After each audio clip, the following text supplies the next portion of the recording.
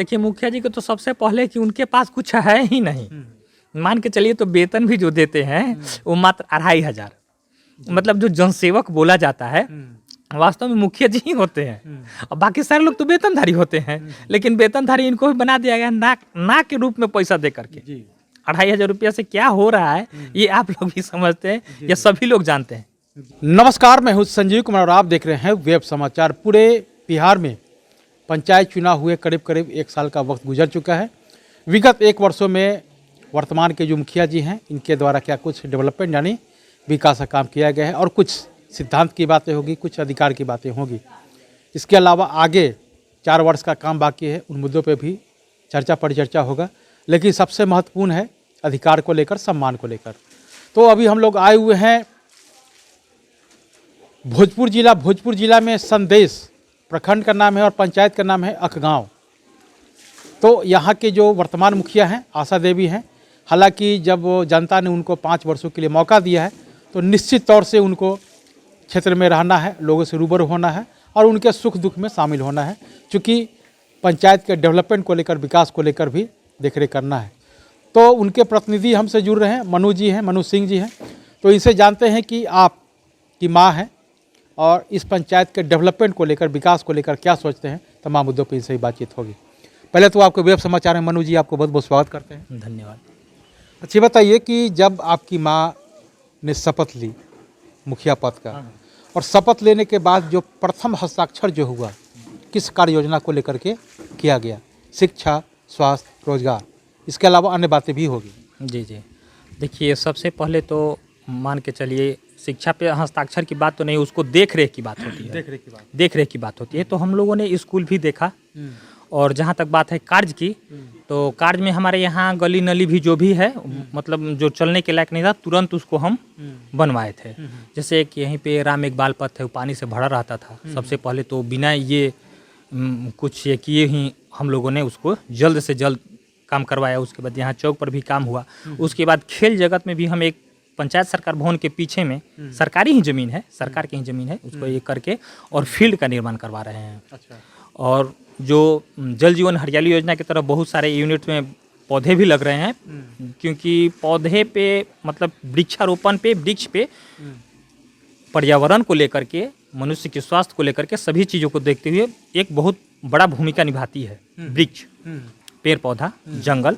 तो उसमें भी हम लोग काम बहुत किए हैं और अभी भी चल रही है, कर रहे हैं, लग रही है। हाँ। अच्छा, बात कहें प्रधानमंत्री आवास, जो पहले इंदिरा आवास था अब ये प्रधानमंत्री आवास हो गया है जब से भारत के प्रधानमंत्री नरेंद्र मोदी बने हैं। तो पहले व्यक्तिगत रूप से था कि कोई भी काम हो तो इंदिरा गांधी का ही नाम हो, लेकिन अब यह है कि जो भी प्रधानमंत्री हो इसी के नाम से ये जाना जाएगा। तो कितने लोगों को आपने आवास दिलवाने का काम किया अब अपने पंचायत में? हमारे यहाँ लगभग 302 लोगों को लाभ मिला है। लेकिन अभी सभी लोग, हाँ इस समय अभी चल रही है उन लोगों का, मतलब जैसे जैसे पेमेंट आ रहा है उन लोगों को पेमेंट होते जा रही है। जैसे कि उसमें मजदूरी के रूप में मनरेगा भी इन्वॉल्व है उसमें। मनरेगा भी जो अब नरेगा बोलते हैं उसको, तो मजदूरी वही उन्हीं से पेमेंट होती है। उसके बाद जो पीएम के द्वारा, जो प्रधानमंत्री के द्वारा जो आवास योजना है वो 1,20,000 रुपया देते हैं।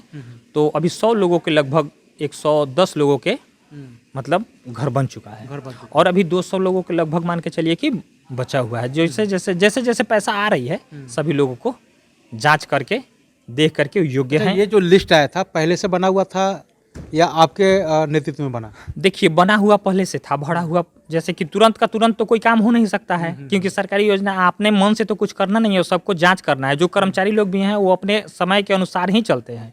पूरा 24 घंटा तो वो काम में आपको लगे नहीं रहेंगे क्योंकि उनका भी एक सेवा है, एक सीमा है काम करने का। सब लोगों की अपनी आवश्यकताएं हैं, अपनी कुछ दैनिक क्रियाएं हैं, उस सब लोगों का समय काट करके 24 घंटा में ही उन लोगों को भी काम करना पड़ता है। तो वो लोग लिस्ट पहले से ही बनाए थे। फॉर्म जो है, क्या सभी लोग जेन्युइन थे या उसमें भी कुछ काट छाट किया गया? देखिए उसमें बहुत कम ही लोग ऐसे हैं जो कि देने के योग्य नहीं थे, जिन लोगों को नहीं दिया गया है। जांच के दौरान पाया गया कि नहीं इन लोगों को जरूरत जो नहीं है, जिनको जरूरत है उनको तो दिया ही जाएगा। नेसेसरी है, जिनको जरूरत है, जो उसके लायक है, जो योग्य है। जरूरत तो सबको है, किसको जरूरत, कौन बोलता है हाँ, कौन बोलेगा कि हमको मत दीजिए, आप हमको कुछ दीजिएगा तो हम वैसा थोड़ी आजकल की दुनिया। किसी का पक्का मकान है तो उनको देने का कोई अधिकार है नहीं? उन लोगों को कोई देने की आवश्यकता ही नहीं है। चाहेंगे वो भी कि हम भी लेंगे उनको, लेकिन जांच के दौरान जो पाया गया है, जो सही लोगों को पहले से ही बहुत सही तरीका से भरा गया था। ऐसा नहीं है कि लूटपाट वाला जो सिस्टम था कि सभी लोगों ने A to Z भर दिया, वैसा बात नहीं था। तो बहुत कम ही लोग ऐसे थे जो कि उसके योग्य नहीं थे। अच्छा, 15वीं 20 से और सष्टम से क्या कुछ कार्य योजना चल रहा है अभी? देखिए, स्वच्छता का भी हमारे यहाँ काम चल रही है लोहिया स्वच्छता लोही से, लेकिन अभी उसका जो 15वीं से जो है ना, कर्मचारियों की कमी बोलिए या हम लोग को प्रखंड की कमी या व्यवस्था की कमी कहिए, अभी तक हम लोगों का पेमेंट हम यहाँ पे नहीं हुआ है स्वच्छता में भी। और जो भी हम लोगों से बना है स्वच्छता में भी, उसको हम लोग सब सामान आ गया है। 2-4 दिन में वो भी पेमेंट होके चालू हो जाएगा। हाँ, अच्छी बात है ये कि जैसे प्रधानमंत्री आवास योजना पे हुआ, सड़क नली गली 15वीं 20 से हुआ, सष्टम से हुआ। अब सिद्धांत की बातें मैं करता हूँ कि जिस तरह से पूरे भारत में जनता के द्वारा आप चुने जाते हैं, जनता के द्वारा MP MLA भी चुना जाता है, तो MP MLA को हर तरह का सुविधा मिलता है। अगर जितने टर्म रहते हैं उतने टर्म का उनको अलग अलग मिलता है। तो क्या मुखिया जी को नहीं मिलना चाहिए? देखिए, मुखिया जी को तो सबसे पहले कि उनके पास कुछ है ही नहीं। मान के चलिए, तो वेतन भी जो देते हैं वो मात्र 2500। मतलब जो जनसेवक बोला जाता है वास्तव में मुखिया जी ही होते हैं, और बाकी सारे लोग तो वेतनधारी होते हैं। लेकिन वेतनधारी इनको भी बना दिया गया ना के रूप में पैसा दे करके। 2500 रुपया से क्या हो रहा है ये आप लोग भी समझते हैं, या सभी लोग जानते हैं, है ना? क्या पेंशन का ये प्रावधान जो है, जब पंचायत सरकार है तो पेंशन का भी तो प्रावधान है नहीं, तो क्या इसको लेकर नहीं, जिस तरह से MP MLA को मिल रहा है तो उन लोगों को क्यों मिल रहा है? जनता के चुने वो भी हैं, जनता के चुने हुए आप भी हैं, तो आपको क्यों नहीं? क्या इसके लिए आप लोग कभी चर्चा पर चर्चा नहीं करते हैं मुखिया या मुखिया संघ के द्वारा, या इसको लेकर ज्ञापन नहीं देते हैं कभी सरकार को? देखिए, सबसे पहली बात है कि हम लोग जनता के नीचे से लेकर के नीचे से सबसे जुड़े हुए हम लोग हैं, हर व्यक्ति से जुड़े हैं, हर व्यक्ति के हर घर के लोगों के बारे में हम लोग जानते हैं। तो सबसे बड़ी बात है कि आप विधानसभा लोकसभा के बारे में बात कर रहे हैं, वो जहाँ से नियम पास होती है, ठीक ना, हम लोगों के अधिकार बस में नहीं है कि नियम पारित कर दे, नियम बना दे, नियम बिगाड़ दे या कोई कानून पेश कर दे, ऐसा हम लोगों के बस में नहीं है। तो उन लोगों के द्वारा अपने लाभ में जो कुछ होता है वो अपने लाभ में ही करते हैं। अब मान के चलिए कि हम लोग तो 5 साल के लिए हैं, हम लोग अपने लिए क्या लड़ेंगे? पहले तो जो 60 साल कर रहा है उन लोगों को नहीं मिल पाया है, तो हमको वो लोग क्या देंगे? सबसे बड़ी बात है, सोचने वाली बात है। कौन नहीं चाहेगा कि हम 60 वर्ष से ऊपर है, जो 60 वर्ष से ऊपर है उसको तो काट दिया गया, हम लोग तो 5 वर्ष के लिए। सबसे बड़ी बात, और एक बात और सोचने वाली, उनका अपने नुकसान के बारे में वो लोगों का कभी कोई विरोध हुआ?